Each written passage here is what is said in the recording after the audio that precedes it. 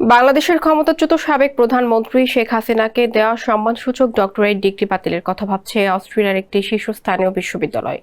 সাবেক এই স্বৈরাচার প্রধানমন্ত্রীকে আইন বিষয়ে ওই ডিগ্রি দেওয়া হয়েছিল। তবে হাসিনার বিরুদ্ধে গণহত্যা ও জোরপূর্বক গুমের অভিযোগ সামনে আসার পর তাকে দেওয়া সম্মানসূচক ডক্টরেট ডিগ্রির বিষয়টি পর্যালোচনা করছে বিশ্ববিদ্যালয়টি। এক প্রতিবেদনে এই তথ্য জানিয়েছে অস্ট্রেলীয় সংবাদ মাধ্যম ক্যানবেরা টাইমস। সংবাদ মাধ্যমটি বলছে, অস্ট্রেলিয়ার একটি শীর্ষস্থানীয় বিশ্ববিদ্যালয় এক সাবেক বাংলাদেশি প্রধানমন্ত্রী শেখ হাসিনাকে দেওয়া সম্মানসূচক ডিগ্রি পুনর্বিবেচনা করছে। তার বিরুদ্ধে গণহত্যা ও গুম খুনের অভিযোগ ওঠার পর এই উদ্যোগ নেওয়া হয়। অস্ট্রেলিয়ার ওই বিশ্ববিদ্যালয়টির নাম অস্ট্রেলিয়ান ন্যাশনাল ইউনিভার্সিটি। স্যান্ডেলিনা সো, রূপচর্চায় আভিজাত্য।